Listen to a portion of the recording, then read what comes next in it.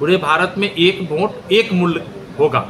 लेकिन आज के समय में आप देख रहे हैं कि बिहार में एक एमपी 31 लाख 30 लाख से 31 लाख मतदाता चुनते हैं। वहीं साउथ में चले जाइएगा तो 10 लाख मतदाता मिल करके एक एमपी चुनते हैं। अब आप अनुमान लगा सकते हैं कि जहां 10 लाख जनता मिल करके एक प्रतिनिधि चुनता है, उसी प्रतिनिधि को बिहार में यूपी में लगभग 30 लाख मतदाता मिल करके चुनते हैं। कहां हुआ एक वोट एक मूल्य?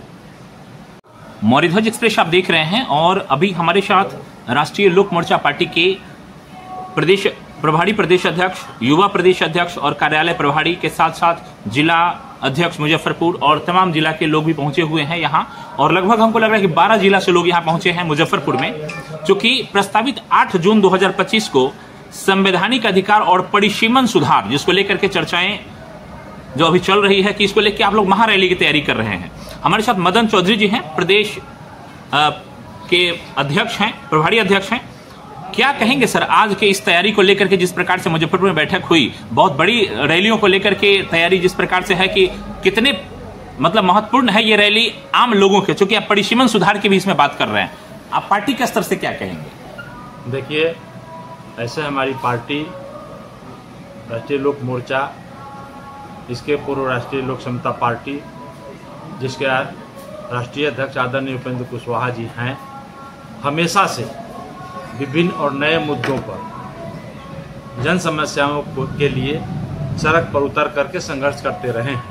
आपने देखा होगा शिक्षा सुधार में बहुत सारी काम आदरणीय हमारे नेता के जो पर्चा हम लोगों ने उस समय बांटा था, 25 सूत्री मांग रखी थी, उसमें से बहुत सारी मांगें पूरी हो रही है और तब जाके शिक्षा में सुधार होना शुरू हुआ है। उसी तरह अभी एक नया मुद्दा आया है इस बिहार के सामने, इस भारत के पूरे भारतवर्ष के सामने एक मुद्दा आया है परिसीमन का। आपको पहले परिसीमन के संबंध में बताना चाहते हैं कि यह है क्या। प्रत्येक 10 साल पर, भारत जब आज़ाद हुआ, जब संविधान बना, तो प्रत्येक 10 साल पर जनगणना होना था और उस जनगणना में बढ़ी हुई जनसंख्या के आधार पर जो लोकसभा है, विधानसभा के सीटों को बढ़ाया जाता था। यह काम 1951 में हुआ, 1961 में हुआ, 1971 में हुआ और निरंतर लोकसभा की सीटें बढ़ी और विधानसभा की सीटें बढ़ी। 71 के बाद इमरजेंसी आया, इमरजेंसी में संविधान संशोधन करके और इसको 25 साल के लिए निरस्त कर दिया गया कि 25 साल यह नहीं होगा, जो 2001 में समाप्त हुआ और 2001 के बाद पुनः 25 साल के लिए इसको लॉक कर दिया गया कि इस आने वाले समय में नहीं होगा। अब नया 2026 में नया फिर परिसीमन आने वाला है और साउथ के कुछ लोग इसमें अरंगा डाल रहे हैं कि परिसीमन नहीं होना चाहिए। लेकिन हमारा संविधान कहता है कि प्रत्येक भारत में जन्मे प्रत्येक वयस्क नागरिक को एक वोट देने का अधिकार है और एक वोट का एक मूल्य होगा पूरे भारत में। पूरे भारत में एक वोट एक मूल्य होगा। लेकिन आज के समय में आप देख रहे हैं कि बिहार में एक एमपी 31 लाख 30 लाख से 31 लाख मतदाता चुनते हैं। वहीं साउथ में चले जाइएगा तो 10 लाख मतदाता मिल करके एक एमपी चुनते हैं। अब आप अनुमान लगा सकते हैं कि जहां 10 लाख जनता मिल करके एक प्रतिनिधि चुनता है, उसी प्रतिनिधि को बिहार में यूपी में लगभग 30 लाख मतदाता मिल करके चुनते हैं। कहां हुआ एक वोट एक मूल्य? इसका मतलब यह हुआ कि हमारे 3 वोट के बराबर साउथ का एक वोट का मूल्य हुआ। तो ये मेरा संवैधानिक अधिकार है जिसके परिसीमन सुधार हो, कि परिसीमन अगर सुधार होगा तभी इसको लेकर के चर्चा। प्रशांत जी, आप भी जिस प्रकार से आप यहाँ बैठक में आज शामिल भी हुए हैं और हम आपसे जानना चाहेंगे, क्योंकि देखिए उपेंद्र कुशवाहा जी के जो गुरु हैं छगन भुजबल जी, उनसे भी मुलाकात हुई उनकी और उसके बाद चूंकि 2020 में भी यही हुआ था, वहां से मिलकर के आए तो वाल्मीकि नगर में बैठक हुआ, उसके बाद बहुत सारी चीजें हुई जो हम लोगों ने देखा भी। इस प्रकार से जैसे कि सर बता रहे हैं कि साउथ के लोग जो है, छगन भुजबल जी साउथ से ही आते हैं, क्या लग रहा है उनका भी समर्थन आपको मिलेगा इस रैली में? देखिए, ये जो परिसीमन सुधार की बात हो रही है तो सिर्फ ये बिहार को फायदा नहीं है, ये बंगाल को ले लीजिए, उड़ीसा को है, उत्तर प्रदेश को है, सभी जो जो भारत के जो राज्य हैं सभी को फायदा है। तो इसलिए ये मुद्दा सिर्फ बिहार का नहीं है, लेकिन इतना जेन्युइन मांग है और हमें गर्व है कि हमारी पार्टी, हमारे नेता के द्वारा ये पूरे देश में पहली बार ये आवाज उठाई गई है और ये हमारी पहली पार्टी है जो इस मुद्दा को लेकर आगे बढ़ी है। और ये निरंतर जैसे जैसे ये आंदोलन चलेगा सभी राज्यों का समर्थन हम लोगों को मिलेगा। और स्वाभाविक सी बात है कि जैसे कि अभी 40 लोकसभा की सीट है बिहार में, तो अगर ये लागू होता है तो ये तकरीबन 60 से 70 के बीच में होती है। तो यहाँ पे लोगों का विकास भी बढ़ेगा और यहाँ की जो जनप्रतिनिधि हैं जिनकी संख्या अभी यहाँ पे मुजफ्फरपुर में देख लीजिए, अगर एक के बदले में अगर 2 सांसद होते हैं तो जनप्रतिनिधि भी बढ़े, तो यहाँ पे विकास का बजट भी बढ़ेगा, तो विकास भी होगा। तो ये बहुत ही बड़ा मुद्दा है जिसको लेकर हमारी पार्टी आगे बढ़ रही है। इसी मुद्दे को लेकर के 8 जून को हम लोग यहाँ पे महारैली कर रहे हैं और ये जो महारैली होगी ये बहुत ही अद्भुत रैली होगी, बहुत ही अद्भुत रैली। क्योंकि सीधे सीधे आप बता रहे हैं कि जिस प्रकार से अगर यहाँ 10 लाख पे अगर एक विधायक होना चाहिए, एक सांसद होना चाहिए था, अगर 5 करोड़ उसका बजट है और जितना जनसंख्या हमारे यहाँ है, अगर इसमें 3 सांसद होंगे तो 15 करोड़ आएगा हमारे यहाँ बजट, तो विकास भी उसी हिसाब से होगा। हिमांशु पटेल जी युवा प्रदेश अध्यक्ष है, युवाओं की भागीदारी को लेकर के हमारा चैनल भी लगातार प्रयासरत रहा है कि युवाओं की भागीदारी किस प्रकार से सुनिश्चित हो। और ऐसे में जब हमारे पास वोट तो बहुत है लेकिन उसको चुनने का जो अधिकार है वो हम सब मिलकर, जितना साउथ की जैसे सर ने बात किया कि साउथ में जिस प्रकार से जो चुनाव होता है 10 लाख मिलकर के एगो चुनते हैं, हम लोग 30 लाख मिलकर के एगो चुनते हैं। इस प्रकार का वोट का जो अंतर है कितना मतलब मायने रखेगा। और आपकी जो ये महारैली है परिसीमन को लेकर के, विशेष तौर से विशेष परिसीमन को लेकर के है।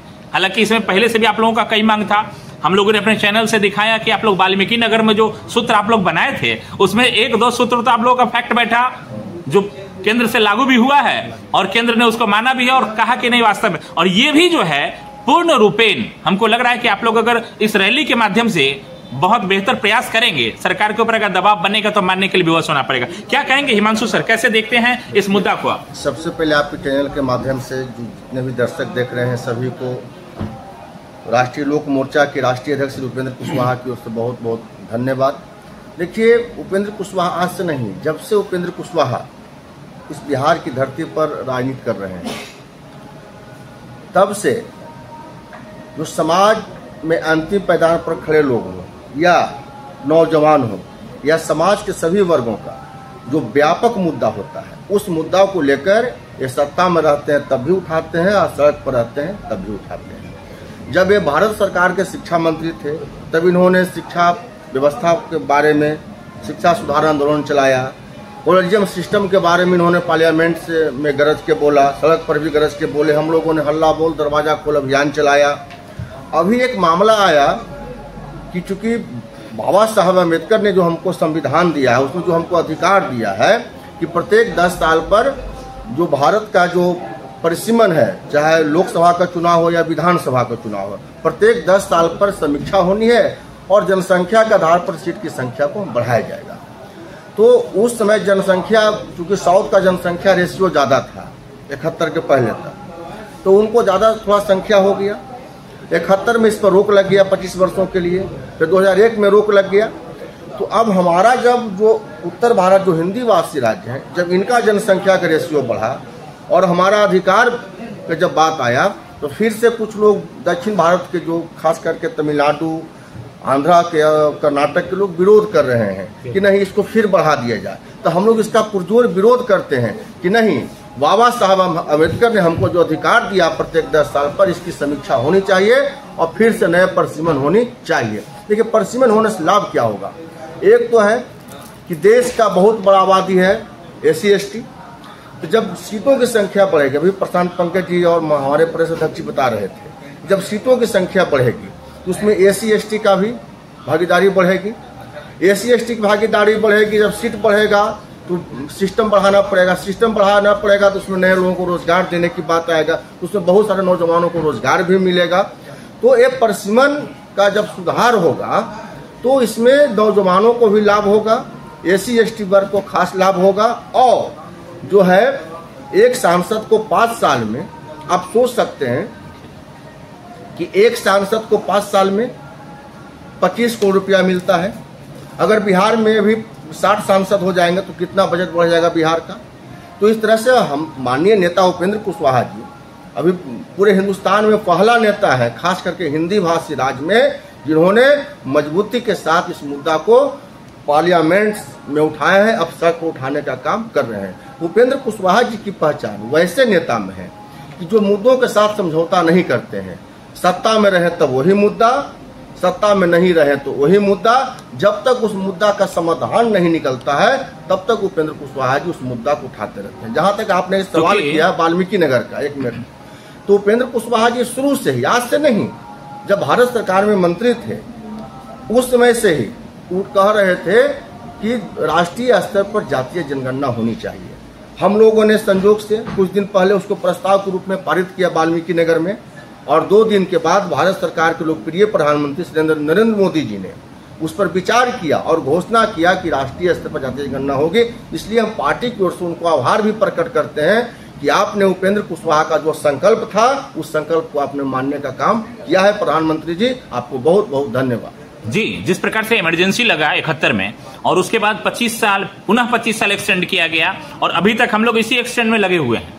देखिए, अभी जनसंख्या बता, दक्षिण भारत के कुछ लोग हैं जो उस साजिश में लगे हुए हैं, उस साजिश में लगे हुए हैं कि बिहार का डेवलपमेंट ना हो। साजिश में लगे, उसमें विपक्ष के जो लोग हैं, जो कांग्रेस जो पार्टी है, वो बाहर से नहीं कुछ बोल रही है, लेकिन सारा साजिश वही कांग्रेस पार्टी का है। उन लोग का है कि दक्षिण भारत के लोग जब विरोध करेंगे तो सरकार दबाव में आके परिसीमन का काम नहीं करेगा, अब फिर एक बार बढ़ा दिया जाएगा। जब बढ़ा देगा तो भारी अनर्थ हो जाएगा हिंदी भाषी राज्यों के साथ। इसलिए उपेंद्र कुशवाहा ने संकल्प लिया है कि चाहे लड़ाई जिस स्तर पर लड़ना होगा, हम लोग परिसीमन का सुधार कराकर ही मानेंगे। इसका नुकसान पूरी तरीके से हिंदी भाषी क्षेत्र और खास तौर से बिहार को होगा। क्योंकि बिहार में अगर बजट ज्यादा होगा तो जिस प्रकार से विकास की अगर बात करें तो बजट होगा तभी तो विकास होगा, और अगर विकास हो जाएगा तो युवा जो यहाँ से जा रहे हैं ट्रेन में भर भर करके, रुकेगा, ये तो जाना बंद हो जाएगा। ऐसे में साउथ को जो यहाँ समझते हैं कि बिहार एक लेबर का फैक्ट्री है, यहाँ से लेबर ले जाओ जितना मर्जी हो, विकास हो जाएगा तब ये सब चीज तो नहीं मिलेगा, जिसको लेकर के हमको लग रहा है कि आप लोग भी इन बातों से ताल्लुकात रखते होंगे। जिस प्रकार से रैली का आप लोग महारैली का आयोजन किए हैं 8 जून को, तमाम लोगों को जगाने का प्रयास कर रहे हैं और पूर्णतः इसका लाभ कि हम कहना चाहेंगे, बिहार, अब विपक्ष के लोग कहते हैं कि बिहार लेवल का फैक्ट्री है।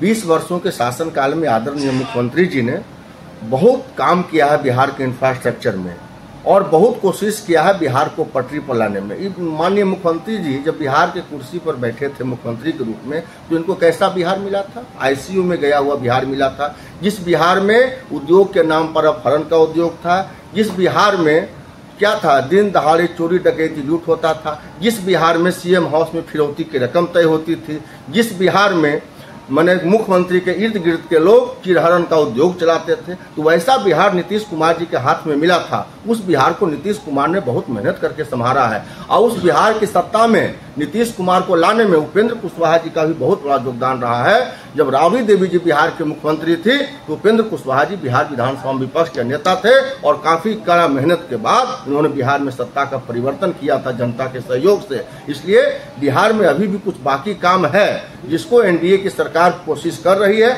और आगे भी हम लोग कोशिश करेंगे कि बिहार, इसीलिए तो उपेंद्र कुशवाहा लड़ाई लड़ा है कि परिसीमन में सुधार हो ताकि बिहार के लोगों को बिहार में रोजगार, अन्य युवाओं को भी मौका मिले। और जैसे ही परिसीमन होगा उसके बाद तमाम युवाओं को भी नौकरी। SC/ST की आपने बात किया, क्योंकि क्षेत्र के हिसाब से हम लोग देख रहे हैं कि कई अभी भी क्षेत्र हैं जो आरक्षित है। आरक्षित है तो निश्चित रूप से वहाँ के जो पिछड़े वर्ग हैं या SC/ST वर्ग है उनको लाभ मिल पा रहा है। अभी 6 MP होते हैं, कल 9 MP होंगे ST वर्ग के, SC/ST वर्ग बिहार में, तो निश्चित रूप से भागीदारी। जिलाध्यक्ष महोदय क्या मैसेज देना चाहेंगे और क्या संदेश देंगे यहाँ से तमाम युवाओं को इस महारैली को लेकर के?